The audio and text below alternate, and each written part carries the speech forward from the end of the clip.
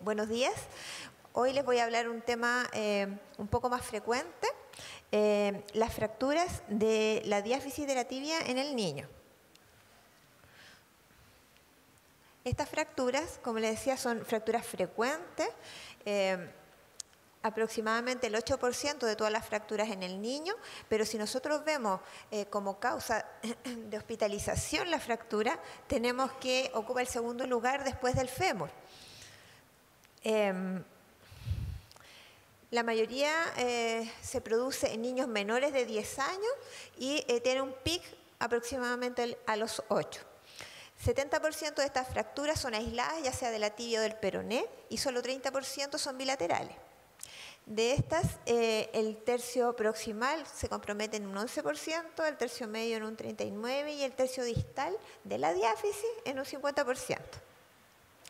Aproximadamente 9% pueden llegar a ser expuestas dada la condición anatómica de la tibia y siempre también deben buscarse el contexto de lesiones no accidentales.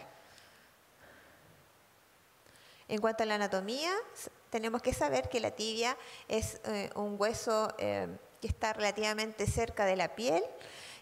Su extremo proximal de la diáfisis tiene una forma triangular, tiene una superficie anterointerna que es subcutánea, donde no hay inserciones ni musculares ni ligamentarias, y ya en la zona del tercio inferior se vuelve cilíndrica y tiene un mayor diámetro.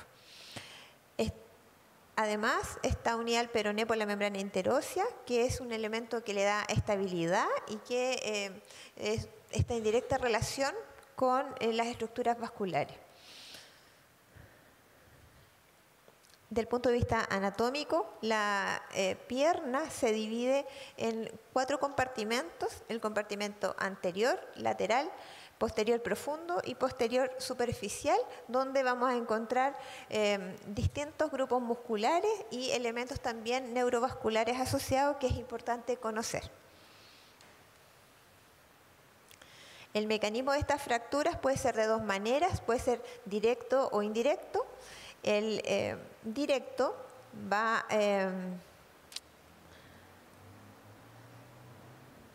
me equivoqué aquí. Es indirecto arriba y directo abajo, ¿ya? El mecanismo indirecto va a ser en general cuando queda atrapado, por ejemplo, el pie y se produce una torsión. Va a haber la mayoría de las veces un trazo espiroideo o oblicuo largo y generalmente va a haber un peroné intacto y una desviación en varo. Y el mecanismo directo, que es el de abajo, generalmente se produce por traumatismos de alta energía, atropellos o caídas, y generalmente se produce una alteración tanto de la tibia como del peroné, y los rasgos van a ser transversos o conminutos. Para clasificar estas fracturas, las podemos clasificar de una manera como más práctica en las fracturas diaficiarias que comprometen solamente la tibia, solamente el peroné o ambos huesos. Y dentro de estas fracturas hay que tener alcance en algunas que son como especiales, que son la fractura de los primeros pasos o fractura de Tobler, la fractura que se produce en el contexto de un traumatismo con rayos de bicicleta, las fracturas que se producen en hueso patológico y las fracturas por estrés. También tenemos la clasificación AO de las fracturas diaficiarias de tibia. Las de tibia, tibia peroné y peroné solo. La clínica podemos tener dolor de intensidad variable dependiendo del traumatismo, dependiendo de la edad del niño y del mecanismo como se haya producido. Hay pacientes que evidentemente tienen dolor, que no quieren cargar la extremidad, pero hay otros que no, que pueden tener una impotencia funcional menor y que uno tiene que buscar el dolor en la zona de la fractura. Puede haber aumento de volumen de partes blandas, también deformidad, alteración evidente de ejes. Siempre tenemos que buscar algún punto de exposición, dada la característica subcutánea de la tibia. Descartar que haya un síndrome compartimental Para eso, de repente, no en el momento de la urgencia, pero sí en la evolución de las primeras horas, uno pudiera ver un niño más inquieto, que no responde al uso de analgésicos habituales. Y siempre la evaluación neurovascular distal. Debiera bastar con una radiografía AP lateral que incluya rodilla y tobillo, pero hay algunos pacientes que tienen, por ejemplo, en los casos de fracturas por estrés, o incluso en estos niños que tienen esta fractura de los primeros pasos, uno debiera tomar, si no ve nada en la primera radiografía, debiera tomar una radiografía a lo mejor algunos días después para ver si se produce un callo inicial, una reacción perióstica, y si no, hay algunos exámenes que también nos pudieran ayudar, como por ejemplo en los pequeños niños que no pueden, teniendo disponible, por ejemplo, resonancia, pero que nosotros sabemos que no podemos anestesiarlos, por ejemplo, pudiéramos usar el cintigrama óseo con tecnesio y ver una actividad osteoblástica aumentada. Y la resonancia magnética, si está disponible, mejor. El tratamiento, la mayoría de las veces, es conservador. Se hace una inmovilización con una bota larga, con una flexión de rodilla de al menos 45 grados y una pequeña flexión plantar de 20. Es importante tener aquí la precaución de tener un seguimiento estricto de los pacientes y al más mínima señal de angulación, qué sé yo, uno debiera a lo mejor cambiar esa inmovilización o lo que se hacía antes, que no se hace muy habitualmente ahora, que es corregir con yesotomía. El tiempo de inmovilización va a depender de la edad y del tipo de fractura. No es lo mismo un paciente neonato, por ejemplo, que va a necesitar 2 semanas, que un paciente adolescente que pudiera tener que estar inmovilizado 6 o 8 semanas. Y no es lo mismo tampoco una fractura expuesta que una fractura cerrada. Y en algunos casos necesitamos hacer una reducción adecuada, donde por lo menos haya contacto de los fragmentos un 50%. Aquí un caso de una paciente que se ve poco. Créanme que ahí tiene una fractura de tibia peroné, se inmovilizó con una bota de yeso, el niño había sido atropellado y a las 4 semanas se retiró su bota y está sin problema. El tratamiento quirúrgico es más excepcional cuando hay fracturas inestables, con minuta, que estén asociadas a trastornos neurológicos porque el manejo es más llevadero. Fracturas que estén asociadas a síndrome comportamental, porque ahí tenemos que recurrir a la fasciotomía. Cuando hay rodillo flotante, porque no tenemos la posibilidad de estabilizar las 2 fracturas. Y cuando hay fractura expuesta. Lo que se usa es el enclavado endomedular elástico estable.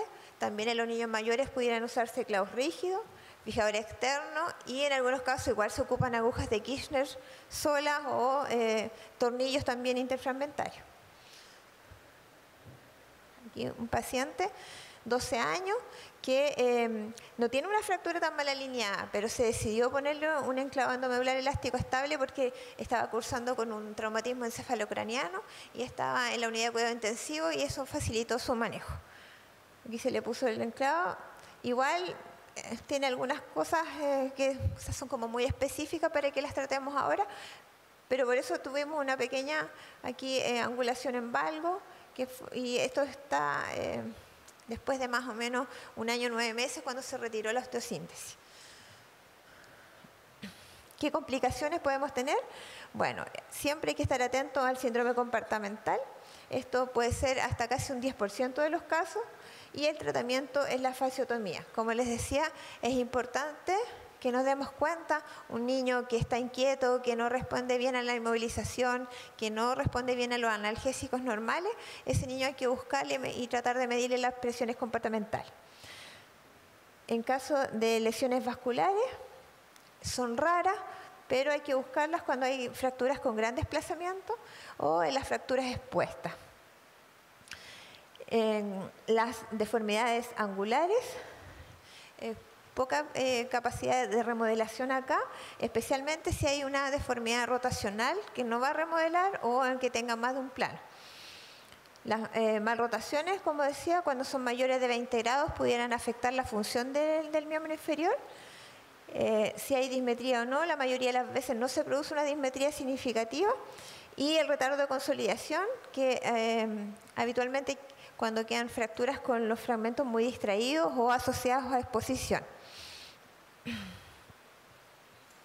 Algunas fracturas especiales, la fractura de Toddler, que es la fractura de los primeros pasos. Generalmente se produce en niños que están iniciando la marcha o en menores de 3 años. Hay una caída mientras el niño tiene esta marcha como más inestable y se produce un mecanismo de rotación. La fractura, por esto mismo, es del tercio distal de una forma generalmente espiroidea y puede que no dé ningún síntoma así como tan grande, pero a veces el niño solo no quiere apoyar o tiene dolor en la palpación de la zona comprometida. Imagenología, puede que la radiografía al principio no nos muestre nada y debiésemos repetirla, como les decía yo, a los 7 días para ver si hay una reacción periostal. Y si no, también podría ayudarnos el scintigrama óseo, pensando que obviamente una resonancia quizás nos ayude más, es menos invasiva, pero tendríamos que dar la anestesia en un niño tan chico. Y el tratamiento es una inmovilización por 3 semanas. Ahí abajito está la fractura. Las lesiones por traumatismo con rayo de bicicleta son también fracturas espiroideas del tercio distal. Aquí es importante que se sepa que a veces no vamos a tener una gran lesión de partes blandas inicial, pero esta lesión es evolutiva. Entonces uno debiera ver al paciente, evaluarlo, quizás inmovilizarlo y siempre citarlo a un control próximo, porque ahí uno pudiera ver que a lo mejor lesiones que aparecían bien inocuas después se transforman en una escara o en alguna lesión mayor de partes blandas. Y en el caso de que sean lesiones muy grandes, uno pudiera usar un fijador externo. En el caso de la rodilla flotante, como veíamos delante con Gino, se produce cuando hay una fractura ipsilateral de tibia y fémur y el tratamiento va a depender de la edad del niño. Ahora, lo que uno tiende en el promedio es como a combinar lo que es enclavado endomedular, ya sea de tibia o de fémur, con el uso de fijador externo y ahí va a depender del grado de lesión de cada parte, si hay o no compromiso partes blandas. Y las fracturas por estrés son en la tibia, o sea, cuando hay fracturas por estrés en niños, un lugar frecuente es la tibia, ¿ya? Generalmente en su tercio proximal y afectando las cortical posterior. ¿Cómo podemos sospechar esto? Generalmente se produce con el ejercicio y es un dolor que mientras esté en actividad el niño durante el día va a tener molestias, pero generalmente ese dolor cede cuando el niño hace reposo nocturno. Podemos tener dolor a la palpación, pocas veces hay mayor manifestación de partes blandas, aumento de volumen, y la radiografía no puede mostrar una reacción periostal y un pequeño aumento de la densidad de la cortical. Aquí nos podría servir tanto el scintigrama óseo, donde vamos a tener un aumento de la actividad osteoblástica, como también una resonancia magnética si son niños mayores. Y el tratamiento también es una inmovilización y un cese de la actividad que provocó esta fractura. En resumen, tenemos que saber que las lesiones de la tibia son frecuentes en el niño, que la mayoría tiene un tratamiento que es ortopédico o conservador, que tenemos una alta posibilidad de que esa fractura tenga una exposición. Tenemos que sospechar el síndrome comportamental ante estos niños que no responden bien y que estas lesiones igual pueden significar a la larga una alteración en el eje de las extremidades. Gracias.